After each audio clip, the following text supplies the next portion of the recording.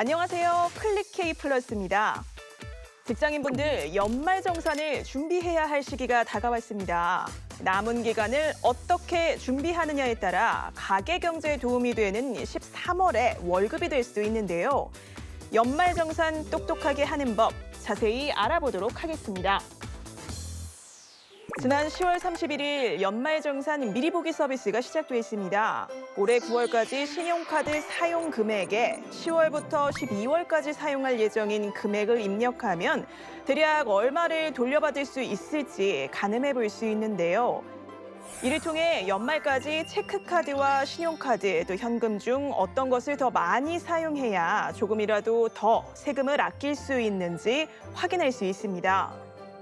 일반적으로 총급여의 25%까지는 신용카드를 사용하는 게 유리하지만 그 외 초과분에 대해서는 현금이나 체크카드를 좀 더 많이 사용해서 비중을 늘리는 게 공제를 많이 받을 수 있는 방법입니다. 이와 함께 올해부터 새롭게 바뀐 공제 항목도 살펴봐야 합니다.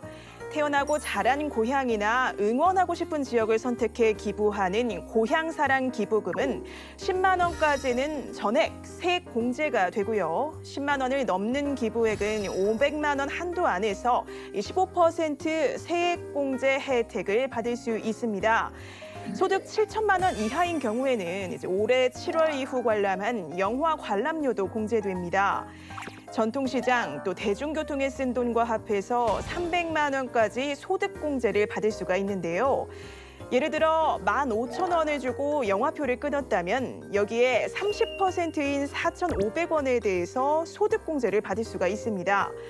지하철과 버스 같은 대중교통 이용액 공제율도 40%에서 80%로 2배 확대돼 있습니다. 만약 수험생을 둔 자녀가 있다면 잊지 않고 챙겨야 할 것이 있는데요. 4만 원에서 5만 원 정도인 수능 응시료, 또 대학 입학 전형료입니다. 공제 대상 교육비에 들어가 비용의 15%를 세금에서 깎아줍니다. 하지만 내용이 복잡하고 챙겨야 할 것이 많다 보니 자신이 해당이 되는지 모르는 경우가 많죠. 그래서 특정 항목의 지출 내역 일부를 총 급여액에서 제외해주는 소득공제나 이미 산출된 세액에서 특정 항목을 차감해주는 세액공제 등의 혜택을 받지 못하는 경우가 많은데요. 이에 맞춤형 안내 서비스를 제공합니다. 지난해 처음 20대와 30대 청년 근로자에게 개별 안내한 데 이어서 올해는 전체 근로자로 확대가 됐는데요.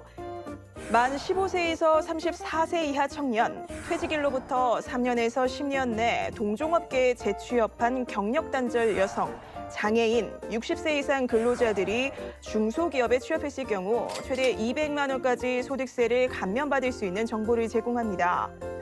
또 학자금 상환액 교육비, 오피스텔 월세액, 주택 관련 차입금 이자 등에 대해서도 공제 요건을 갖춘 근로자에게 공제 정보를 안내할 계획입니다.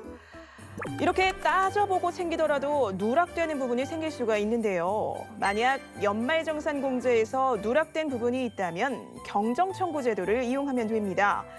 국세청 홈택스 사이트에서 누락된 내용을 수급해서 경정청구 받으면 놓쳤던 부분을 환급받을 수 있는데요. 단 5년 이내 내용만 적용된다는 점 유념해 두셔야겠습니다.